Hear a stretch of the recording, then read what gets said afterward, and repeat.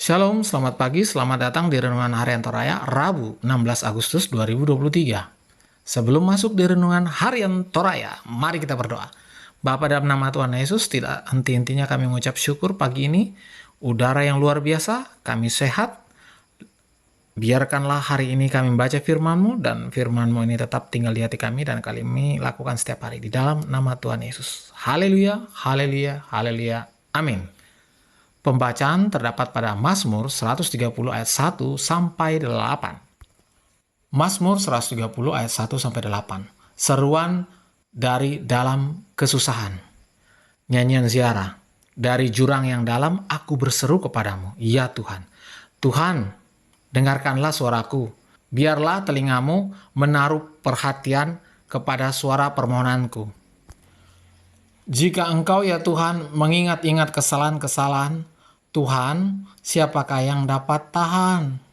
Tetapi padamu ada pengampunan, supaya Engkau ditakuti orang. Aku menanti-nantikan Tuhan. Jiwaku menanti-nanti, dan aku mengharapkan firman-Nya. Jiwaku mengharapkan Tuhan lebih daripada pengawal mengharapkan pagi, lebih daripada pengawal mengharapkan pagi. Berharaplah kepada Tuhan, hai Israel, sebab pada Tuhan ada kasih setia, dan Ia banyak kali mengadakan pembebasan. Dialah yang akan membebaskan Israel dari segala kesalahannya.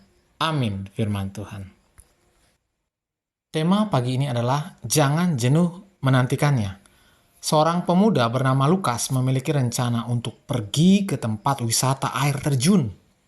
Mengetahui rencana Lukas, seorang sahabatnya bernama Olan bermaksud ikut ke tempat wisata tersebut.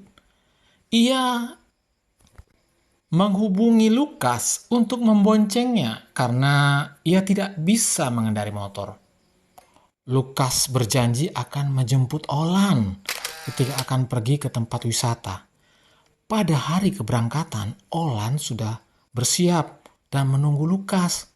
Namun tiba-tiba Lukas harus ke bengkel dulu untuk memperbaiki rem motor yang sedikit terganggu. Akhirnya Lukas sedikit telat daripada waktu yang telah dijanjikan.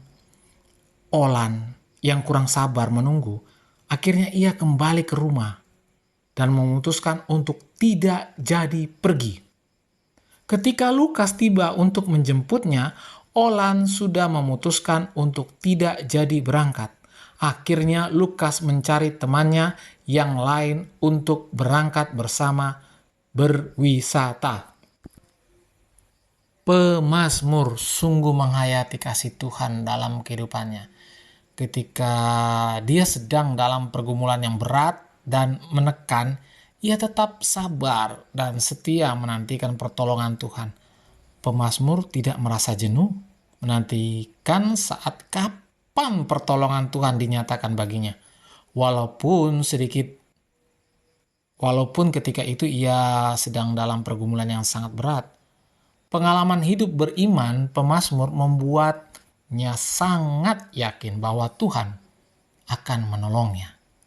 Di saat yang tepat, ia membandingkan dirinya dengan pengawal yang sedang berjaga malam, yang selalu mengharapkan segera datangnya pagi. Bukan saja pemazmur mengajak dirinya untuk menaruh pengharapan kepada Tuhan, tetapi sekaligus menyerukan kepada semua umat untuk berharap hanya kepada Tuhan. Tuhan, bagi pemazmur bukan hanya dapat melepaskan dari pergumulan, tetapi juga adalah Tuhan yang mengampuni kesalahan bagi mereka yang datang mau bertobat. Jangan jenuh menantikan Dia. Amin.